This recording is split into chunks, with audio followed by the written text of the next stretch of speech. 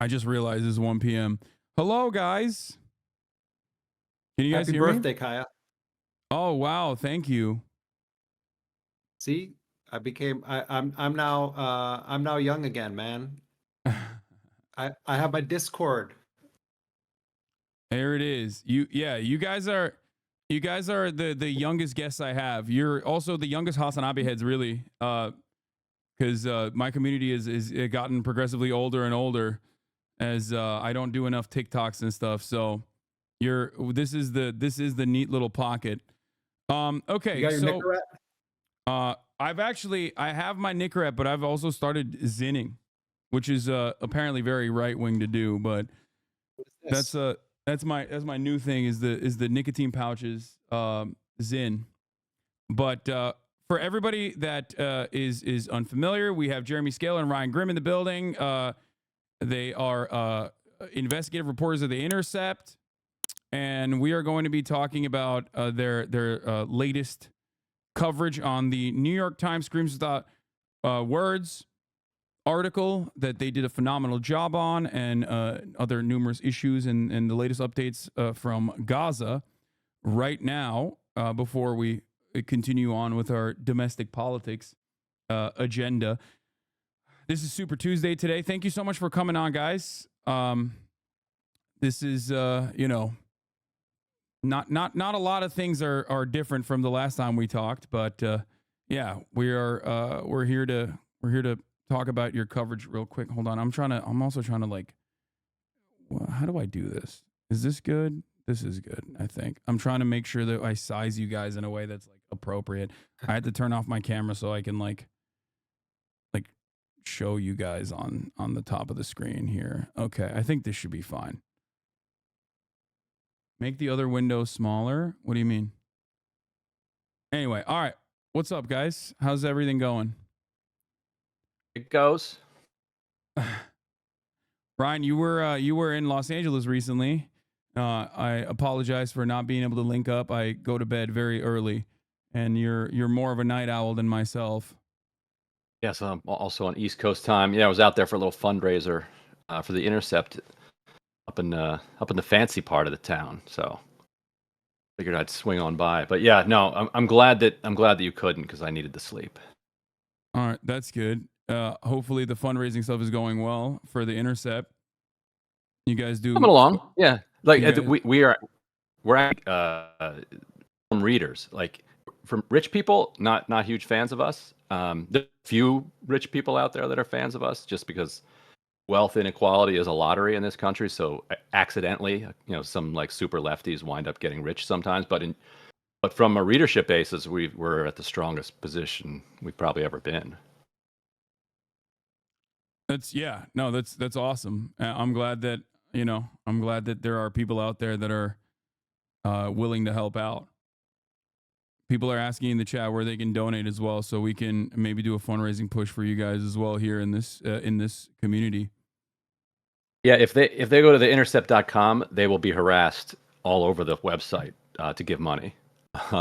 We'll beg you to give us your email, and then we will email you and ask you for more money. And you should give every single time we ask, is what I would say. Okay. They can sign up for my newsletter. I think it's theintercept.com/grim. I'm pretty sure. Let me make sure I said that right. All right. Good newsletter.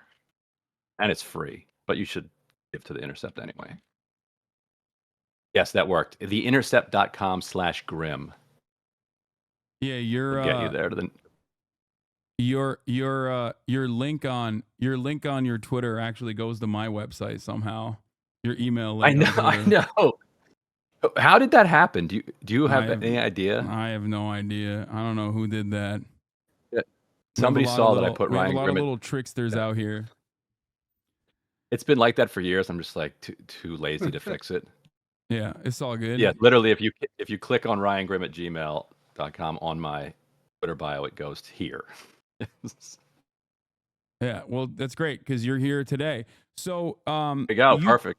So, you guys, what we're going to be talking about today is the New York Times piece that came out a while back that was titled "Screams Without Words," And when I actually Google New York Times screams without words, your article comes up first from 6 days I ago, noticed which that. is interesting. That's pretty good. NPR even did a piece on it, saying an investigation into the New York Times story is causing chaos. But here was your article that you both of you guys wrote alongside Daniel Boguslaw, where, in my opinion, you did a pretty scathing analysis of the failure of the New York Times to uphold their own rigorous standards in their own reporting in one of the most consequential pieces of reporting surrounding the ethnic cleansing campaign in Gaza, where the New York Times tapped into Anat Schwartz, who was a freelancer with no prior experience almost. And as far as I understand, maybe even some experience in the other direction working with the IDF, right? Mm-hmm. And and the unit. with their intelligence unit. And we found out that while the original title, Screams Without Words, How Hamas Weaponized Sexual Violence on October 7, was a pretty damning title for a pretty serious accusation, the article itself had not met the rigorous journalistic standards that the New York Times is supposed to apply, and that it was devoid of any sort of real evidence. No two witnesses, a lot of witnesses that Anat Schwartz went to that had actually been disproven, with a lot of fabulous claims, a lot of exaggerations, and it turned into borderline atrocity propaganda and it played the purpose of basically justifying Israel's atrocities since October 7 at a time when there was a lot of public backlash. So you guys, I mean, I covered this extensively, but I'd love to talk and hear your opinion on the article itself in the New York Times. Jeremy, you landed I think the biggest chunk of that piece. You want to talk about that Anat Schwartz podcast interview, because since she had zero experience in journalism, I think that actually helped, because she was way more honest than she would have been if she knew what she was revealing in that interview.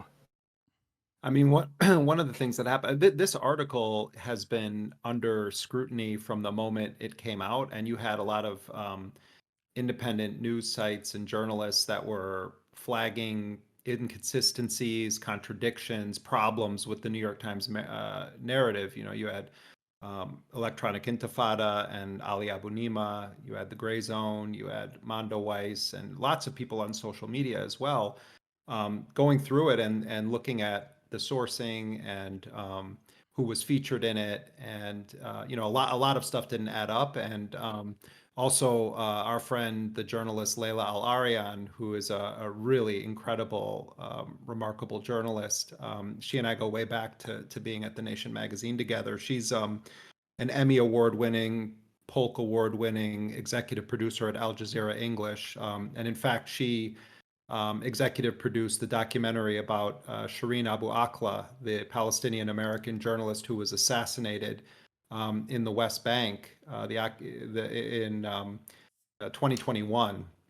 And the piece that she did with Sharif Abdel Qaddous was about how the Biden administration was essentially stymieing a real investigation into the assassination of this American citizen journalist who was one of the most widely respected journalists on the ground. So Layla Al-Arian on January 5th sent a letter to the New York Times. The New York Times piece comes out December 28th. Layla writes a letter to them on January 5th that we obtained, that she shared with us, that just laid bare the whole piece and the problems with it, and the Times never responded to her. And so this has been a subject of discussion, but definitely not in the mainstream. I think most people, they read that article, it's the New York Times, it's Jeffrey Gettleman, who he's a Pulitzer Prize winning travel journalist who does conflict zones, etc. And I think most people read it and say, well, wow, this must be true. It's in the New York Times. Hamas came in with an intentional plan to conduct a campaign of mass rapes against Jewish women, and that's been the Israeli government's narrative on this for a while. And so, the landscape on social media, a lot of people pointing it out, but in the mainstream discourse, there wasn't really any questioning whatsoever of the New York Times piece. And then a Twitter user who's anonymous named Zay Squirrel last week started flagging some of the social media likes of Anat Schwartz, one of the people who's bylined on the piece that no one had ever heard of.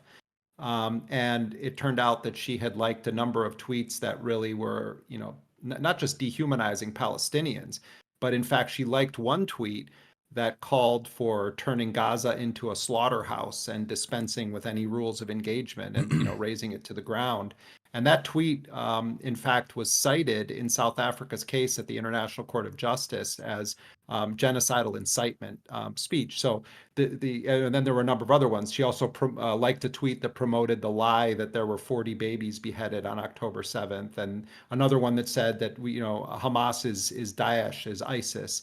And so this is one of the people that then is bylined on this New York Times piece. So we also we saw those social media posts, and at the same time we were working with some people inside Israel to dig around what had been what might be knowable about how this New York Times piece started, and we came across a podcast interview in Hebrew that Anat Schwartz had given in early January, so just a few days after the piece came out, with Channel 12, one of the biggest corporate TV networks in Israel, but it's a podcast, and it wasn't like a huge thing.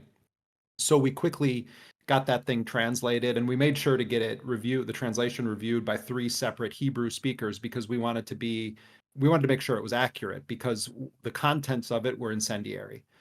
So we ran it through 3 separate Hebrew translations to make sure that we were going to use the most generous translation, because translation, you can choose how to make somebody sound. We didn't want to make Anat Schwartz sound like a cave person. So I'm sharing with folks on the stream that we really went out of our way to try to make sure that everything we did was accurate, because what the contents of this was Anat Schwartz for basically an hour detailing every step of how they proceeded to quote unquote report this story. And she says on it that she did 150 interviews, and makes really clear that Jeffrey Gettleman, despite the fact that he was the top dog in charge, had essentially farmed out the reporting on an incredibly consequential investigation to Anat Schwartz, a filmmaker with no reporting experience whatsoever. And then the nephew of Anat Schwartz's life partner, they're not married, but his nephew, Adam Sella, who basically was kind of like a food blogger or a culture journalist, and no insult to him. We looked into him. I mean, he's a kid basically who wants to get into journalism. He had started doing some freelance pieces. He actually wrote a couple pieces for Al Jazeera. He was starting to get into more news reporting, not just food and culture that he had been doing earlier. And our understanding is that from Ben Smith reported this, that Patrick Kingsley, the bureau chief of the New York Times in Jerusalem, had introduced Jeffrey Gettleman to Adam Sella, and that seems to be how Anat Schwartz ended up in this. I'm going into this detail; it'll matter later. But so you assemble this, not the A team, not the B team, not the C team, but the totally inexperienced team to run an investigation for the most important news organization on the planet into assertions that Hamas had weaponized systematic sexual assault and rape against Jewish women. They embark on their. Ask a question here really quickly. Under other circumstances, under normal circumstances, if I'm being as charitable as possible to the paper of record, would they not have been able to tap into actual Israeli journalists who do a phenomenal job in investigative reporting? Because you have, I think it's Plus 972 Mag, you have reporters at Haaretz, you have reporters at Ynet who are not even ideologically aligned with anti-Zionism even at all, and yet have done pretty solid work on even exposing Zakah, for example. Both Ynet and Haaretz have written articles, numerous articles at this point, basically talking about the exaggerated claims from Zakah members and how they lacked any kind of forensic criminology, forensic pathology experience, where they basically discarded some of these bodies without doing proper investigative work that was an absolute necessity. I mean, there are other journalists out there, right, that they could have basically utilized as freelancers that would have loved to get a New York Times I mean, byline. I'm there's certain. two ways. Yeah, I mean, as somebody who's done a lot of international reporting and reporting on really sensitive issues. I mean, back in Afghanistan, I did an investigation into a U.S. military special operations raid where 2 pregnant women were killed along with other people in a raid by the Joint Special Operations Command, where the U.S. soldiers dug the bullets out of the bodies of the pregnant women to try to cover up that it was American munitions. And of course, I don't speak any of the languages indigenous to Afghanistan, so I also had to work with local people. But there's 2 ways you can approach this as a journalist, and the Times chose neither of them. One is you can work with experienced local journalists, and you're working with them, and you're a team. Or you can work with people that are less experienced, or people that are sort of called, sometimes called fixers. There are people that help facilitate the gathering of news and information. And if you're going down that path where you're not working with another experienced journalist, the correspondent who is experienced has to oversee the whole thing. They have to make sure that the standards are in place. They have to ensure the accuracy. They have to make sure that people are aware of the rules of journalism.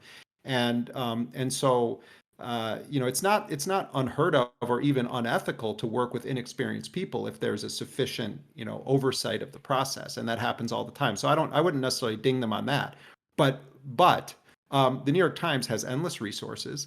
They could have brought in they couldn't have, I mean, like you're suggesting, they could have hired local stringers who were very experienced, connected, would have known how to do this, and already had a base familiarity with some of the problems of some of the narratives. And you're right to flag that.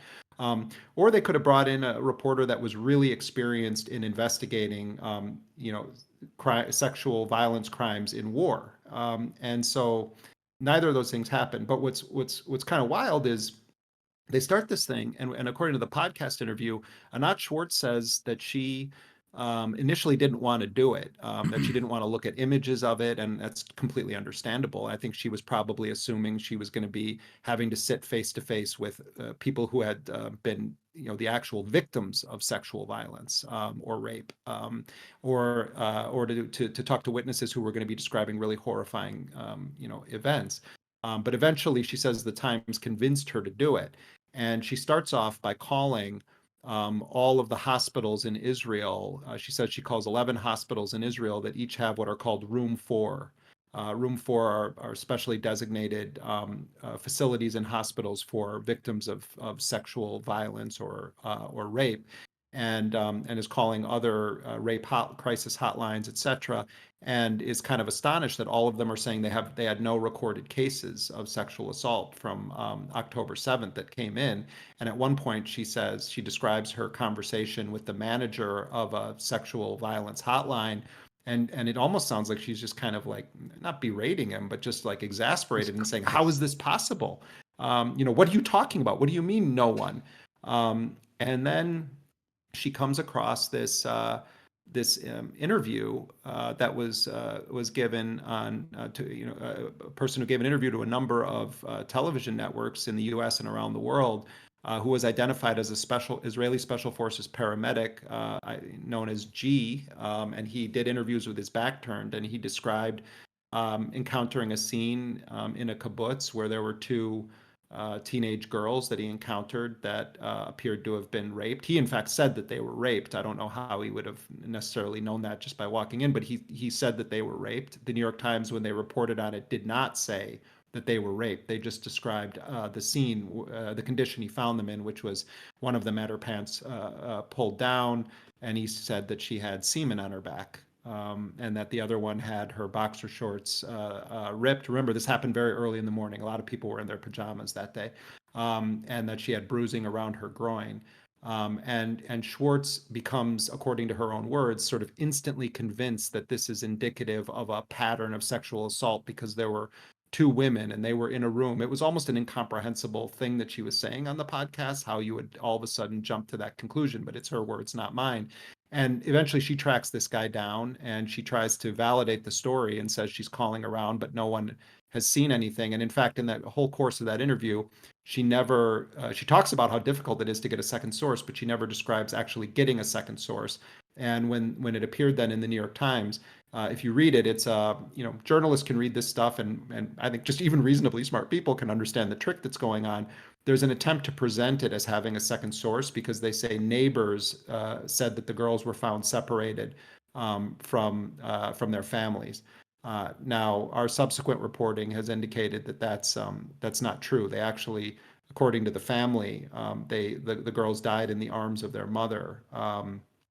And they were also dual citizens of Britain, so the story received quite a bit of coverage. But to just generally sum this up, what it appears is that the New York Times, generally speaking, relied on Zaka, the ultra-Orthodox rescue organization that Haaretz itself exposed as contaminating the crime scenes, putting out incendiary allegations of atrocities that it turned out had not taken place. I mean, the atrocities that took place that are documentable and known are bad enough. And Zaka was running around then talking about Zaka and another organization, babies put in ovens, babies cut out of pregnant, fetuses cut out of pregnant women's bodies, 40 babies, beheaded, all these things. So can I step in really quick? As far as the babies cut out of a baby cut out of a pregnant mother's stomach, that is an atrocity that had happened in the past in Sabra and Shatila, as far as I understand, which was in Lebanon, and it was a IDF-backed operation of phalangists that moved into the Lebanese Palestinian camps and had done untold amounts of atrocities. And as far as a child being thrown into an oven or a baby being thrown into an oven, that also happened in 1948 in Deir Yassin. Leading up to the Nakba, before the Nakba, but as a part of the planned Dalit acts of terror that were perpetrated by Irgun and Lihi, also known as Stern Gang, the terrorist militias that inevitably formed, that ultimately ended up forming the organization that we know as the IDF. So it was 100% a case of projection as well. So that's another interesting framework to operate off of. I mean, a lot of people have been saying for a long time that that the accusation is the confession in when it comes to a lot of Israeli actions. But overall, and I promise to let Ryan speak too, but just to close the loop on this. There were a couple of specific cases that were identified by the New York Times in terms of a description of an individual victim rather than people who claim to be witnesses saying, "Oh, I saw this rape occur," or "I saw these things happen," or "We saw, genitalia that appeared to have been mutilated or damaged or attacked in a violent manner." And one case was this case in the kibbutz with the two teenage girls, and the other was the story of Gal Abdush, known as the woman in the black dress, whose own family members, some of them, have challenged the New York Times characterization and also said that they were approached under false pretenses to cooperate in the interview and the story. And Ryan knows more about that than I do. But what we sent last night, Hasan, the New York Times, a quite lengthy letter laying out some of the problems, and we did this last week with the other story too. And I think that we've hit a point in this, and many people before us have reported on some of this stuff or pointed it out, but we've hit a point where it's overwhelmingly clear that retractions are in order, if not the entire piece, certainly. And some retractions have occurred, right? As far as I know, oh wait, I thought that there was one thing that is close to a retraction, I guess, is the daily piece that came out. Oh, that's different though than the print piece. The print piece has a correction on it, and it's only to correct the age of one of the so-called witnesses identified in the piece. But they've issued no correction, no retraction to that actual marquee piece. The Daily Show, the Daily Show, the Daily Podcast thing. That's in Ryan's lane, and that's a remarkable story. So this trio of Adam, Anat, and Jeffrey also published a piece together on December 4th. Which is key to this entire thing, because December 4th is the day that Kirsten Gillibrand, Sheryl Sandberg, and the Israeli ambassador to the United Nations went to the UN and launched this PR campaign, basically attacking feminist organizations for not condemning Hamas for a systematic campaign of rape. The next day, Netanyahu came out and made that exact charge. Biden that evening made that charge. That trio at the New York Times that day published a story. The headline was something like, "What do we know about sexual violence on October 7th?" And you read the story, and it's basically we don't know anything. They'd been investigating it at that point for almost 2 months, and it was clear that they hadn't discovered anything yet. But and this goes to your point about the correction. They did report that the IDF had collected reams of forensic evidence that it was analyzing that would stand up all of the charges that You that were mean the now internal being. police, right? I thought Israeli police. Yeah. Yeah. It basically they just said Israel, like Yeah. Israeli authorities have collected like enormous amounts of forensic evidence, and so when Kirsten Gillibrand and Sheryl Sandberg are coming after the feminist groups, they're able to look at the New York Times. New York Times says there's just incredible amounts of forensic evidence that are going to be analyzed. December 8th or 9th, 4 or 5 days later, and people can go look at the story now. There's this correction appended at the bottom of it that says an earlier version of this story said that Israel had collected enormous amounts of forensic evidence. In fact, Israel has eyewitness evidence that will be rolling out in the future. In November, Anat Schwartz had written solo bylined a story, said there were tens of thousands of witnesses. And so from the Israeli perspective, they were telling the world, we have all of this evidence.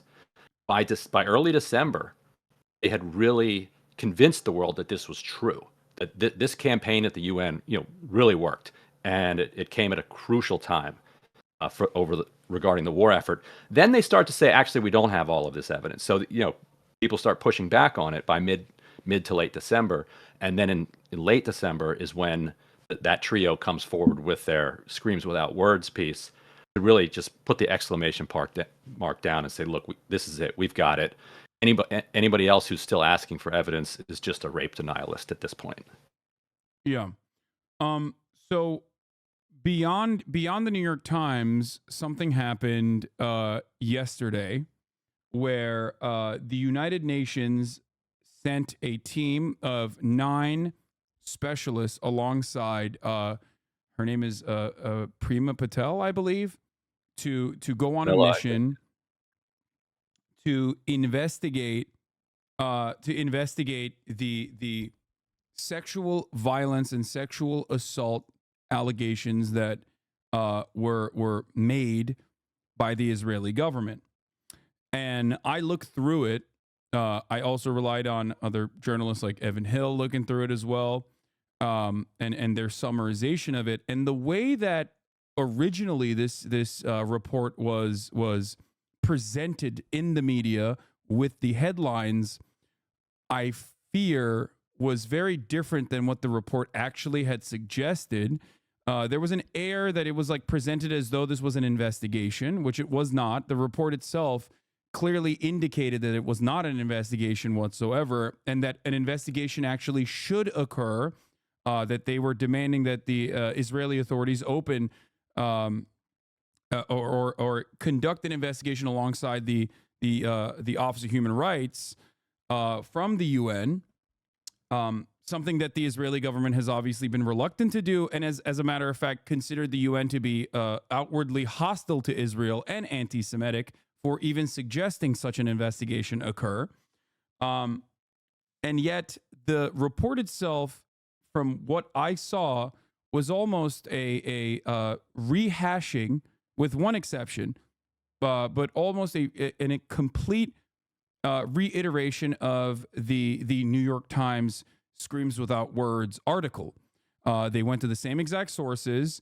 They actually openly state in the report itself that like a lot of those sources had also made erroneous claims, and yet they still went to those sources.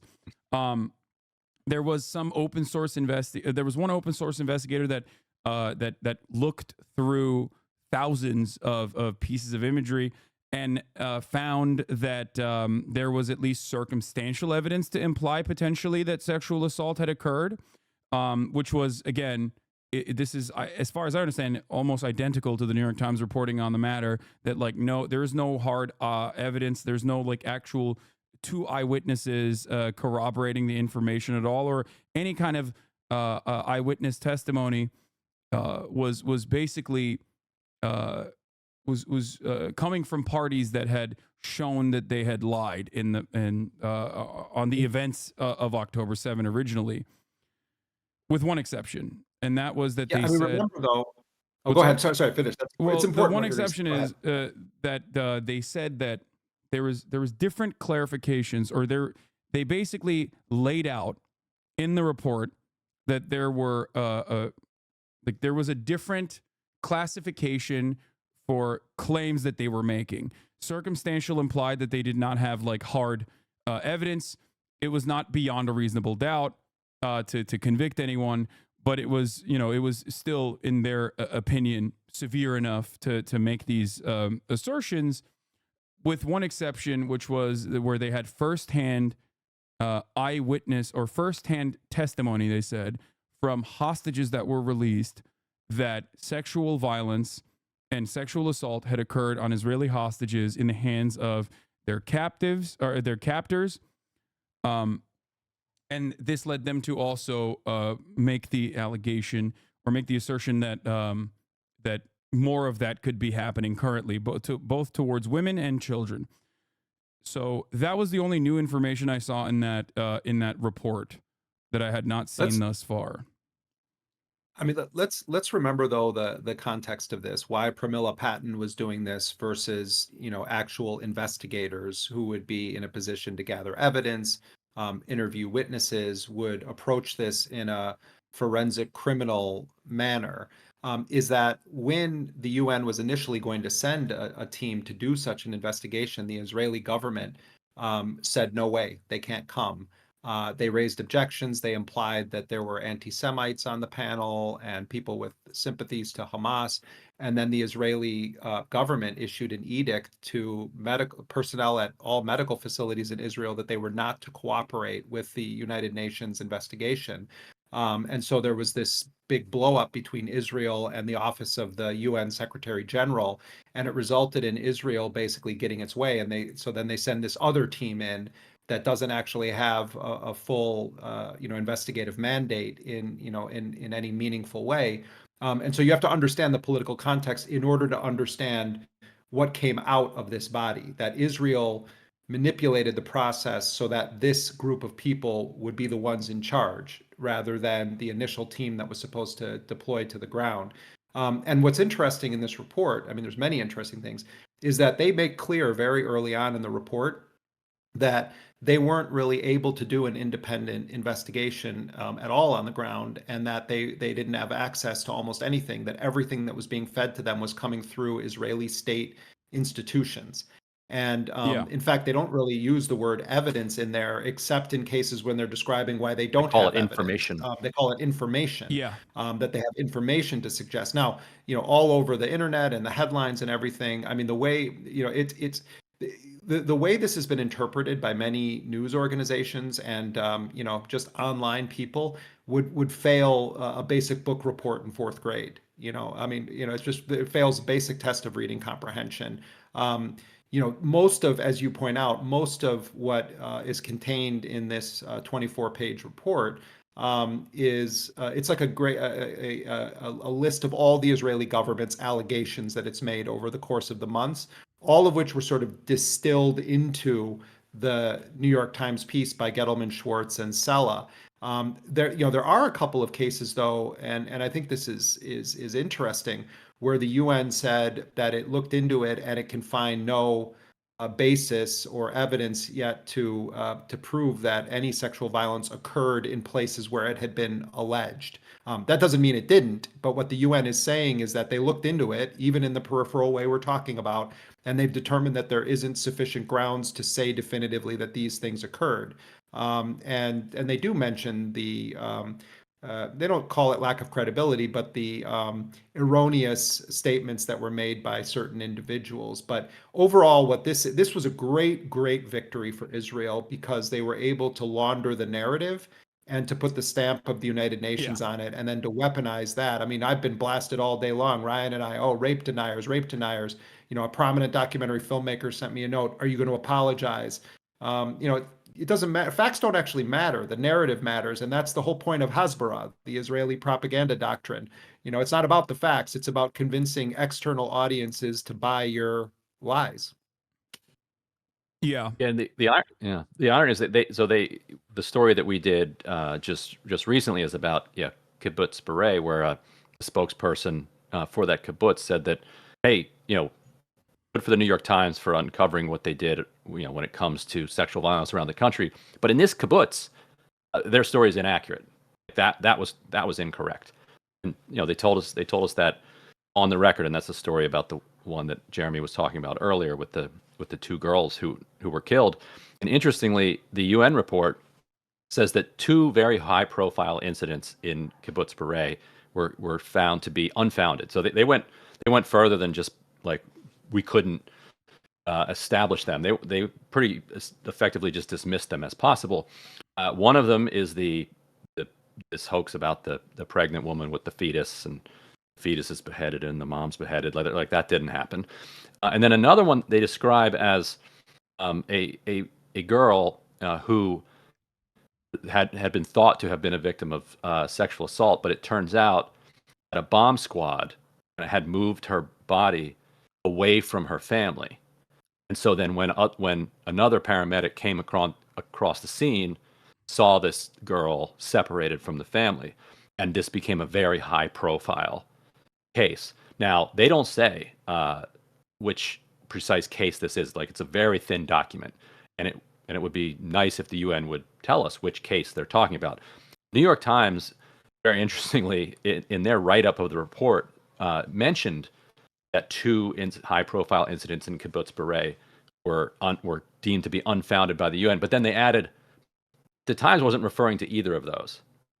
But it's completely unclear like how the Times can make that claim, and we don't know yet. And this requires more investigation. But they also said, the UN also said we could not substantiate any sexual assault in Kibbutz Beret.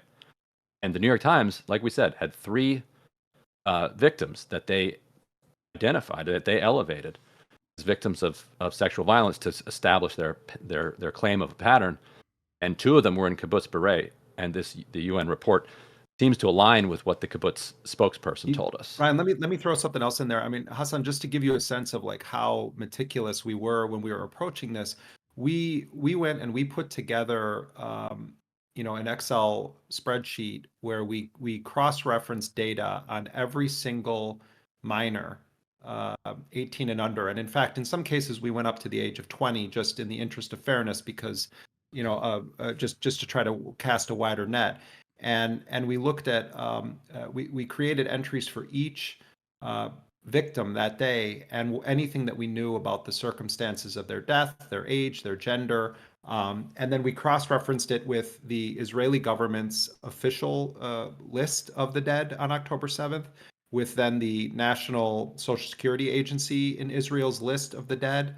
Then there is each of the kibbutzes, or many of the kibbutzes that were attacked that day, have their own memorial pages. And then we also cross-referenced it with the lists of Haaretz and other major Israeli news organizations, just to ensure that we didn't miss anything. And in looking at this case that Ryan is talking about, we can't really identify any other child that would remotely fit that description that the Times mentioned in this piece. So, it may sound like this stuff is in the weeds, and people would say, well, why are you focusing on just this? Look at all of these other horrifying atrocities that happen. Well, we're talking about the most important news organization on the planet. We're talking about the most consequential article that news organization published during the course of the scorched earth genocidal bombing campaign and attacks against Gaza. We're talking about a news organization that played a key role in getting the United States into the war in Iraq, that has had played a role in multiple U.S. wars.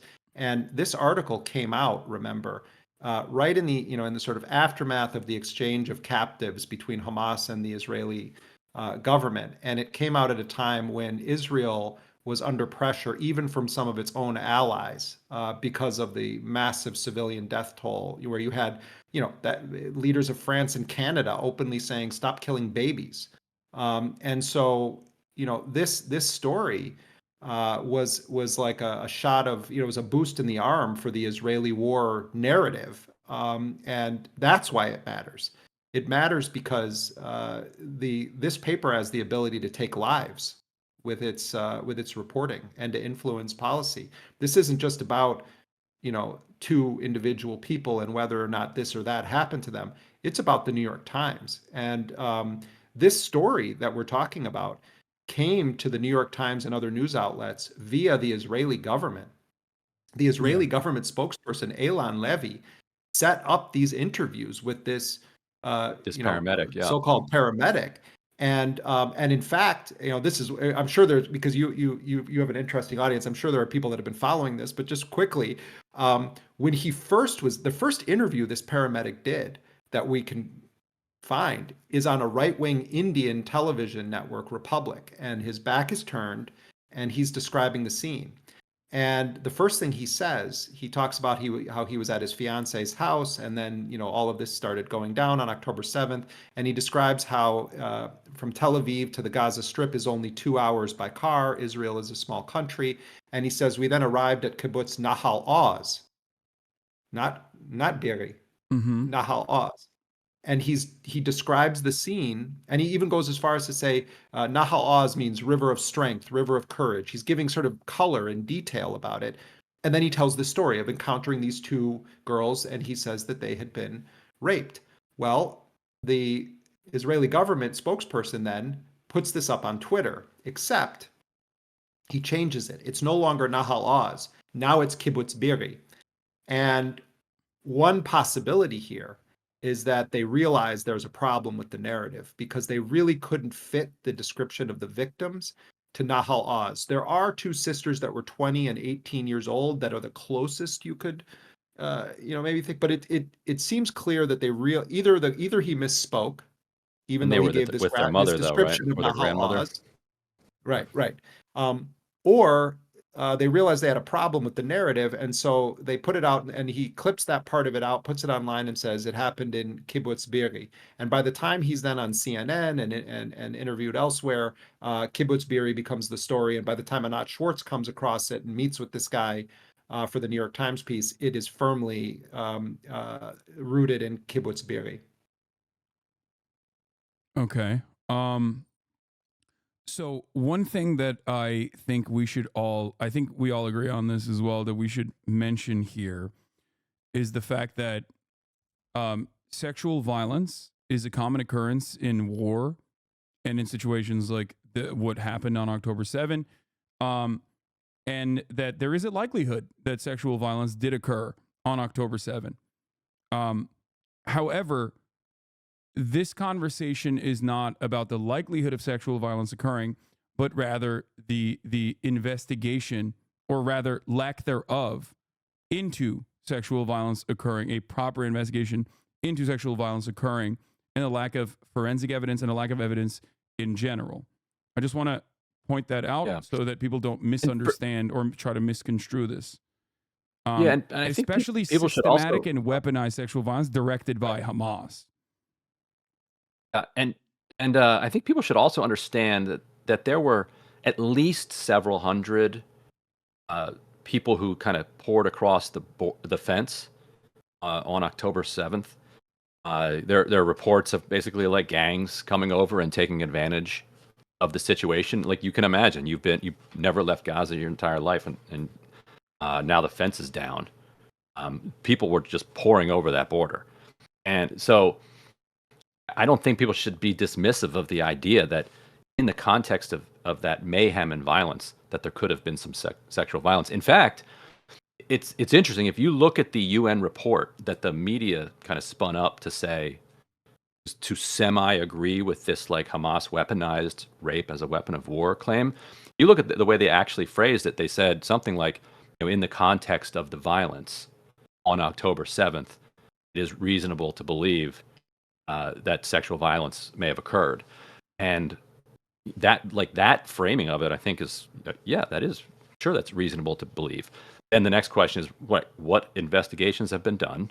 What is the evidence that we have so far? And so you got to kind of separate those two things. And then the third thing being a deliberate Israeli-run PR campaign to persuade the world that there was a systematic weaponization of sexual violence on October 7th, and then they kind of make that presentation to the world, and then they just slowly back away. That anybody who asks them for evidence to back up their claims is told that they're an anti-Semite and a rape denier. I mean, some of the part of the problem with this, and I appreciate you bringing this up, Hasan. I mean, and Ryan and I both have been very clear from the beginning in making the same point as you, and as someone who's covered multiple wars, I know very well how prevalent sexual violence is. I mean, women get targeted. Look at what happened also, like in the Arab Spring uprising in Egypt. You had women being assaulted. In protests in the United States, you have women being assaulted. The UN just did a report about the Israelis assaulting Palestinians in their prisons. And there are first-hand accounts for that one, by the way, and evidence. Right. There's a higher, well, Palestinians are going to be held to a much higher standard of evidence than the Israeli government when they're making these kinds of allegations. But I also think that one of the factors we need to really recognize here is that when a nation state organizes a propaganda campaign, and they make these kinds of allegations in the absence of concrete evidence, and they're doing it in an attempt to dehumanize an entire population to justify killing them, they are also simultaneously doing a disservice to any potential real victims of sexual violence, because they are using this as a political cudgel. They're using it as a genocidal cudgel rather than treating it as a criminal investigation that needs to be pursued. One thing I've noticed, and I think actually, Hasan, you and I talked about this last time we hung out here. If you look at the tone of the actual sex crimes investigators in Israel when they're interviewed, there is a much more sober, fact-oriented manner in which they talk about this. Because they're professional investigators of these types of crimes. They understand the complexity of it, the nuance of it. They understand the psychology, the horrors that set in with someone who has survived or witnessed a rape or a sexual assault. And the tone of those people who are professionals stands in stark contrast to the jingoistic propagandists of the Israeli regime. And I think it does a disservice to an actual inquiry into any of these kinds of acts that may have taken place that day. But the person whose words constitute the headline of the New York Times piece, Screams Without Words, Raz Cohen. Now, there's problems about his story, and we can get into that if you actually want to, but that's not the point I'm making right now.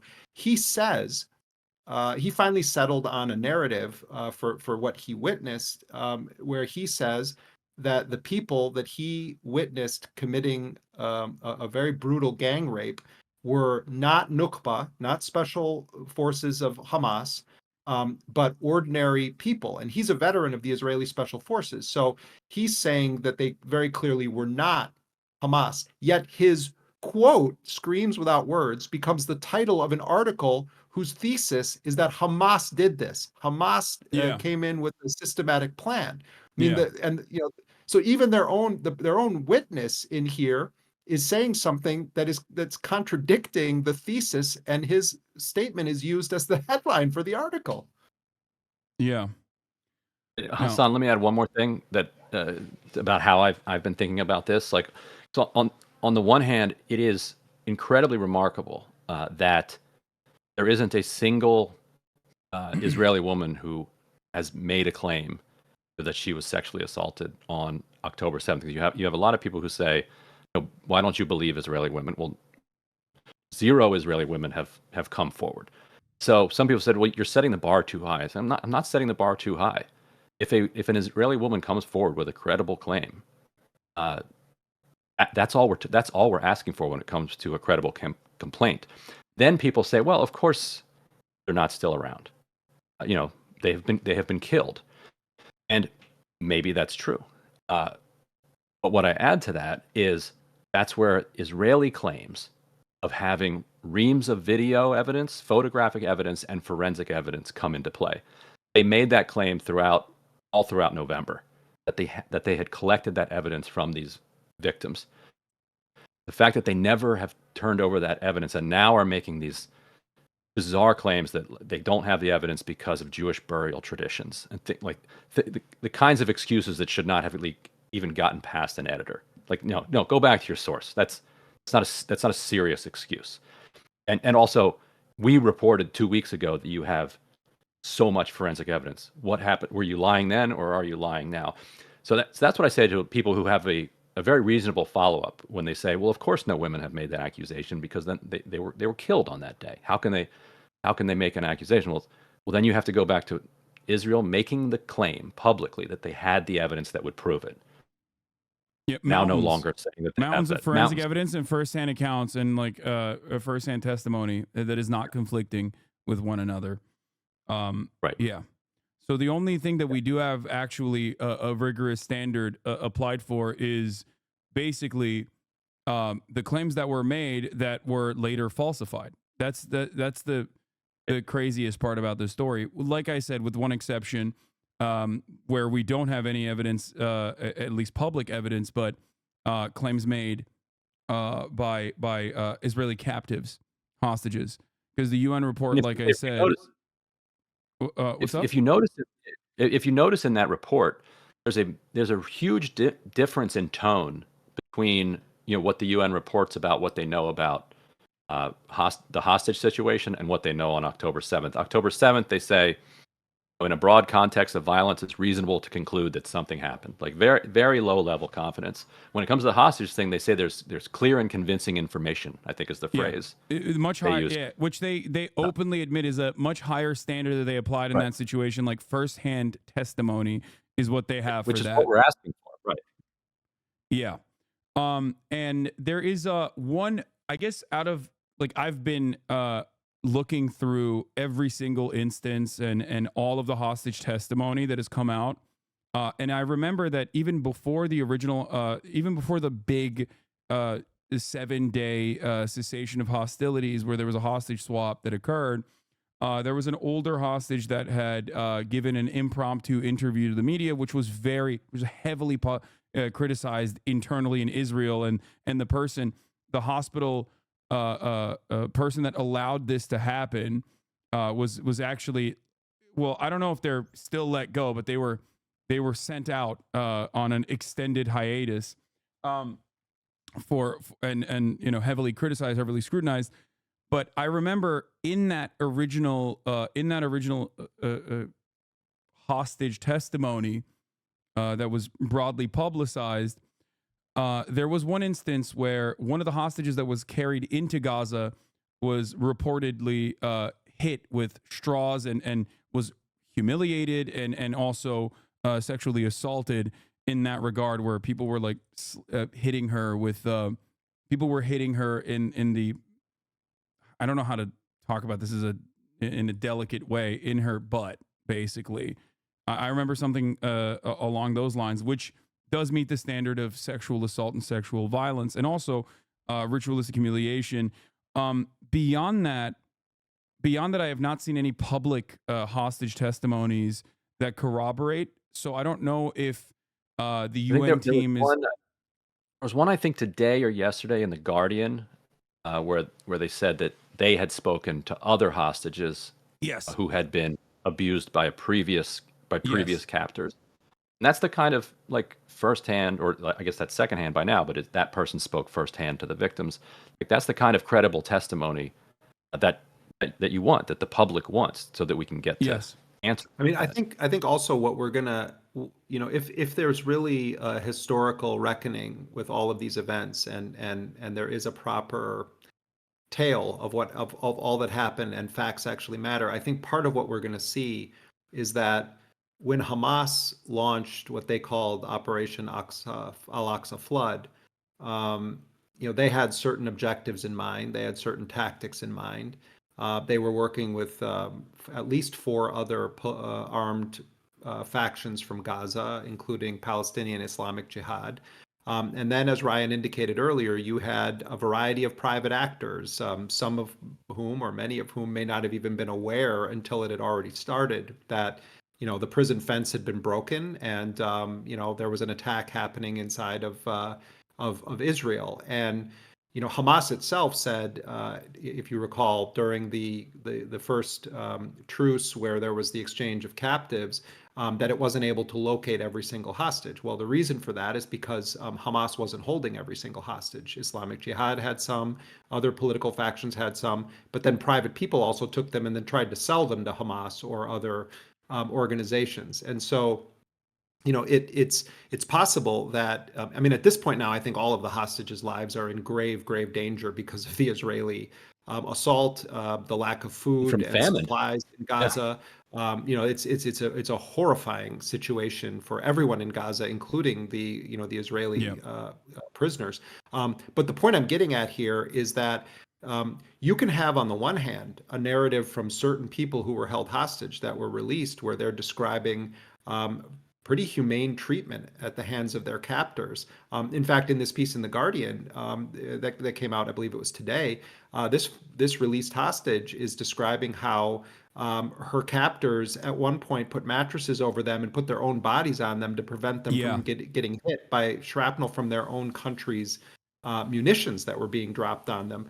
There have been many testimonials about being treated humanely, although it was difficult, and many hostages released said it was really terrifying when that the Israeli government was attacking. So I don't mean to babble on and on about this, but I think it's an important distinction if we care about facts, that there's not just Hamas. There are several different players here, and what I suspect is that if you were able to divide who was taken by whom, that you're going to hear different tales of how they were treated depending on who was holding them. Yeah. One really important part that stood out to me in the Guardian article that you guys are referencing is actually the hostages that said that they had heard of accounts of sexual violence that some of the other captives were subjected to.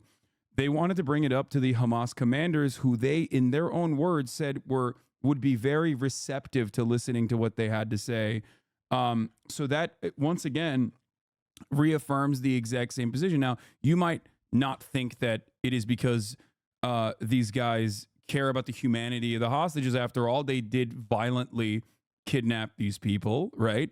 Oh, they're a commodity. They're a valuable commodity. Exactly. Even from the perspective of like being a rational actor, every single person that was a part of the operations on October 7, which of course was very violent and had a massive civilian death toll, still had a rational interest in taking hostages, not simply, in the words of Israel, to like take them back to Gaza and like humiliate them and rape them or kill them, but instead to use them as leverage on the conditional release of Palestinian prisoners, including high profile Palestinian prisoners as well.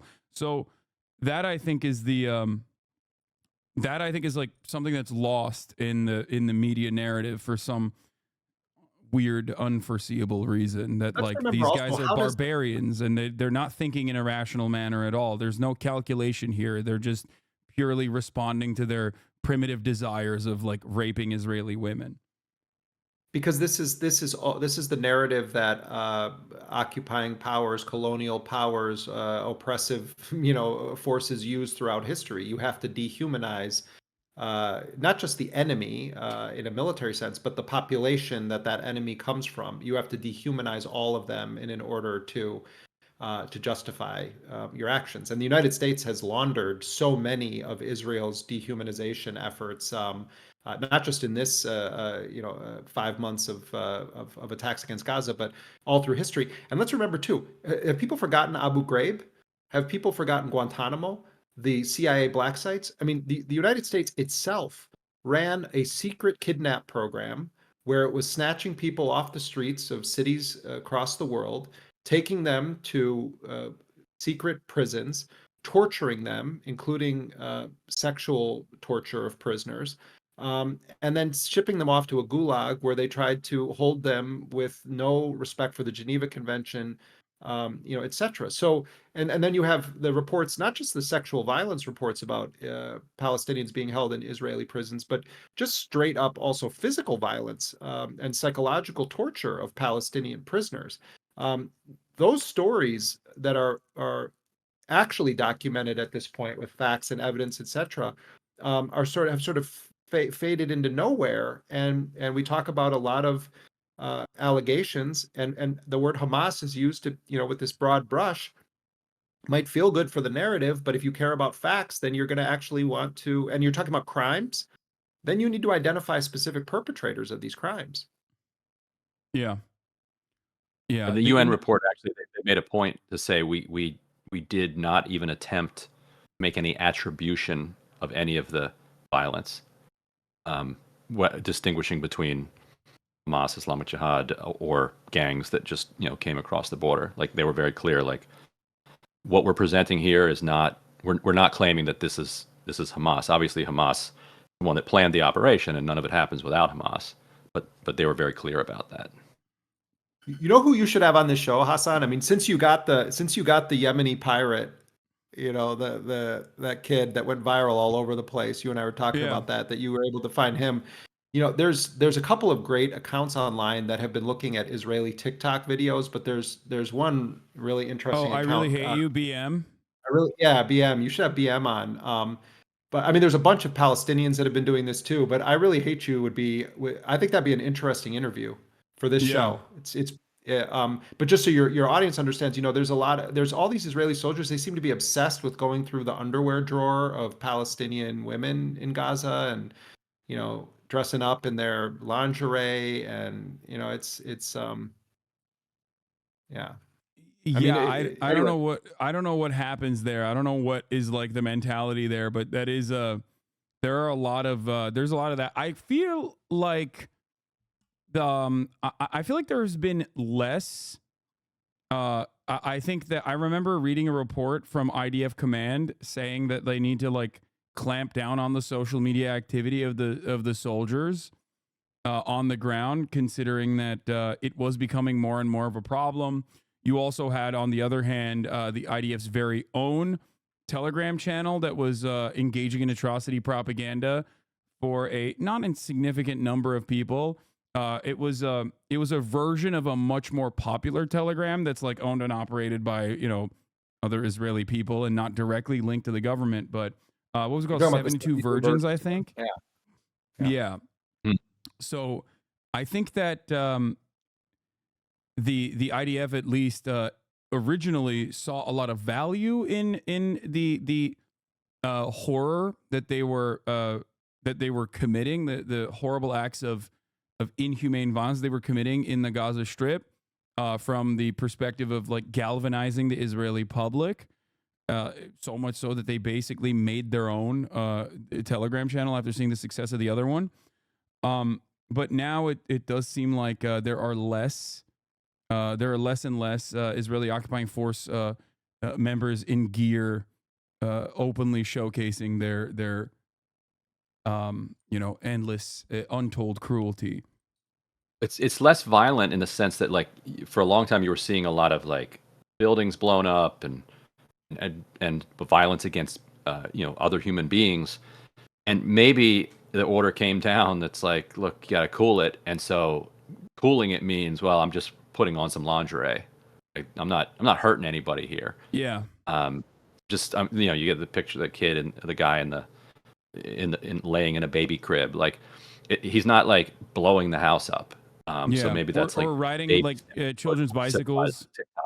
Right. Riding children's tricycles. Yeah, like things like that. But it's mocking Palestinians rather than actual like video of either destroying their homes or like killing them. Though, that one of the characters in the New York Times piece is a guy named Shoam Guetta, and he was with that guy Raz Cohen at the Nova Festival, and in the New York Times piece, he's describing himself as having witnessed these events on the Anat Schwartz podcast that we translated and transcribed, she says that Roz Cohen witnessed this, but that everyone else who was with him was looking in a different direction. But then in the piece, he's presented as a corroborating witness to Roz Cohen. Yeah. But that guy, Shoam Guetta, then deployed with the IDF to Gaza. And you can go and look up, you could pull it up right now, look up his TikTok account. And he's a fashion designer in Israel. And he posted all these videos on, if you go in our story on the, if you search his name, I mentioned this, but he's rummaging through Palestinian houses in Gaza. And one of them he has. How do you spell his first name? I remember. SHOAM. Some of his good ones are on Instagram. Wait, say it again. SHOAM. Oh, Shoam. Yeah. If you look at him if you look him up and you pull up his TikTok, this is one of the guys who is one of the witnesses in the New York Times piece, Screams Without Words. And then he, so like go to the bottom of that paragraph. Go to the bottom of the paragraph there, and then you should be able to click on the link because I mentioned that he's been rummaging through Palestinian homes. He might have deleted his TikToks of doing that. Oh, wait, never mind. There is some here still. Let's see. So scroll down and see if there's any of him there. No, he's peeing. He's peeing. Yeah. Then he's like dressed up in people's clothes, and he's in their thing, and he's dressed up as in a kid's Batman costume at one point, and he also created like a T-shirt for his fashion line that says Nova 10-7, and then it has his face on the T-shirt, and it's really, I don't know, it's really disturbing. But yeah, he's even posting this stuff too. Yeah. Oh yeah. I don't mean to down this rabbit hole, but like, yeah, he's and this. I mean, let's remember too. We're talking about children that are starving to death right now. The imagery out of Gaza is horrifying, and you have the catastrophe of pregnant women.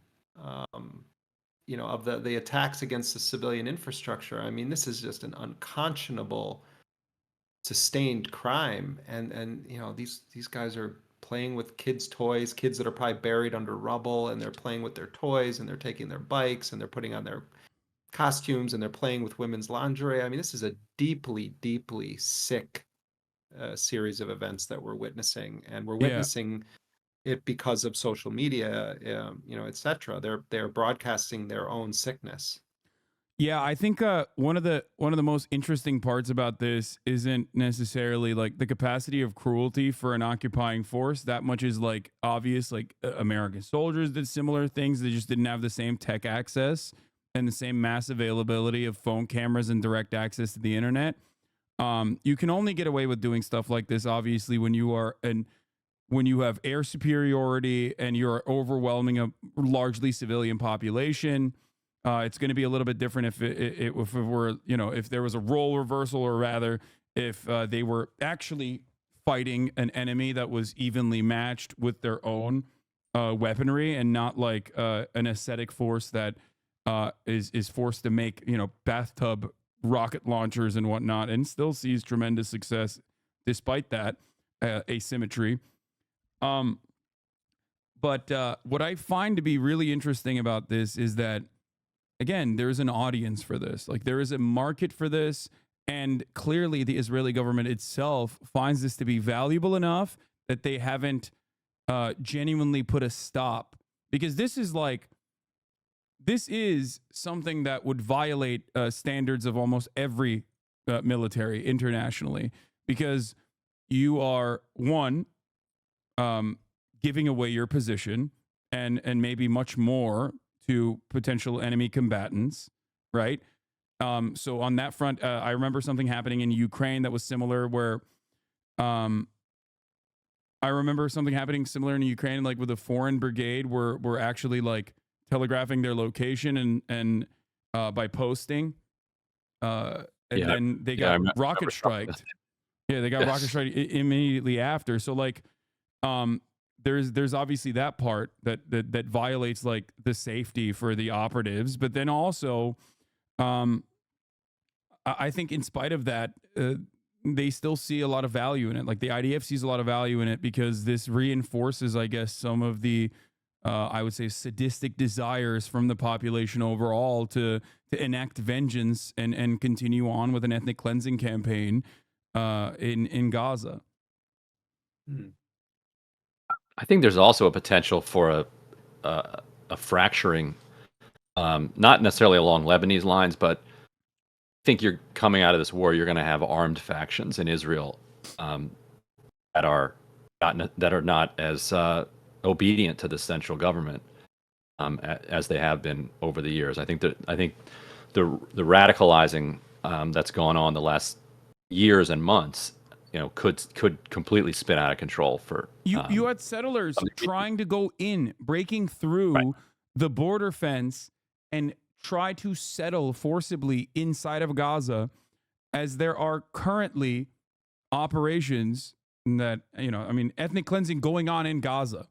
This, to me, shows the bloodlust that many have inside of Israel to take matters into their own hands. Like, it's not enough that they're bombing them with American rockets, with Mark 84 rockets, precision guided munitions, and a litany of dumb bombs as well, like artillery and even white phosphorus, that they have to sate their bloodlust by personally taking matters in their own hands.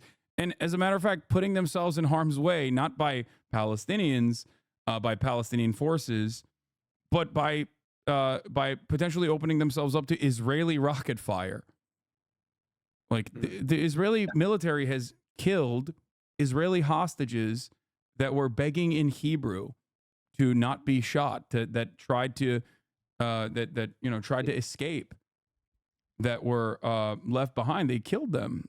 So the fact that these settlers that are trying to go in there, in spite of that, is insane to me, and it shows that there are a lot of people that are increasingly more radical, that are willing to take matters in their own hands. But look at what opinion polls have consistently shown in Israel from the beginning of this, across political lines. Widespread support, in Israel for this war, despite the fact that there's tens of thousands of civilians that have been killed. I mean, it's it's an unmasking moment in some ways, in many ways, and Israel really wanted to compare this to 9/11 at the beginning, and to extrapolate numbers and do a comparison to 9/11. You remember the reaction in the United States after 9/11. You had this this bloodlust that set in across so many sectors of the population. But in the case of Israel right now, it could well be that what emerges from this is something in some ways more dangerous than Netanyahu. And certainly this war and the way the Palestinians have been treated and murdered en masse is almost certainly going to give rise to a force that's more radical than Hamas. Oh yeah, absolutely. And that's the pattern we saw, with what gave rise to ISIS, etc. Big nation states or powerful nation states, they think that they can stamp out the resistance by wars of attrition and mass murder. But history shows that it just plants the seeds for even more ferocious armed resistance. No, absolutely. I mean, I think people understand that there are so many former Shin Bet internal security people, like high-ranking officials in the Israeli FBI, openly stating that this is only going to cause radicalization, further radicalization, and yet no one seems to listen. And I think it's fueled by, obviously, years and years of propaganda, an interest in like developing an ethno state, a Judeo supremacist ethno state, and the ethnic cleansing that must happen in order to ensure that. And now the population has found itself in the throes of straightforward fascism, while a ethnic cleansing campaign is currently unfolding right in front of their eyes, and they are championing it. And I don't think a lot of Israelis, even like liberal Zionists, for example, beyond their acceptance of this and what that says about their own morality, I don't think they understand the long-term consequences. One example that I've used time and time again has been that just like with the parallels we saw, LRADs, long-range acoustic devices, were originally utilized in Iraq to dispel, to stop, civil disobedience occurring. And now those LRADs are equipped on regular patrol cars in the Beverly Hills Police Department, being used against American citizens. And the same parallels occur in Israel as well. The skunk, the skunk car that they used to use in the West Bank that sprays a toxic chemical that is almost impossible to wash off, that the Israeli government, the IDF, was utilizing on civilian houses and civilian populations in the West Bank, were used on the Israeli population when they were protesting the Supreme Court, when they were protesting the neutering of the Supreme Court, rather. And what a lot of Israelis do not understand is that the things that you are advocating for will inevitably be used on you as your government becomes more and more right-wing. Post 9/11, we had the Patriot Act. Post 9/11, we had the DHS and ICE. These were agencies that these are agencies that now seem like a permanent fixture of American empire, and yet they did not exist. A much more neutered version of said agencies existed in the INS, and now we can't even see a world without BORTAC. BORTAC is operating inside of U.S. borders. These are guys who are basically being deployed and training overseas, and it is the same principle behind like having a full-blown, occupying, fully geared, fully kitted military person inside of U.S. borders, handling American citizens. It just consistently escalates, and then that fascism comes back and ends up destroying the population itself. And they don't. Let me jump in. Hasan, I gotta go pick up my daughter. Yeah, no, this is this was wonderful. I don't want to take up more of your time anyway, guys. Thank you so much for coming on. Thank you, Ryan. Thank you, Jeremy, Anytime, coming on. This was wonderful. Unfortunately, we end up talking about some of the worst things that are happening in the world, but you guys are doing phenomenal work, and thank you so much for your continued work in the field. Thank you. Do that thing with BM though, man.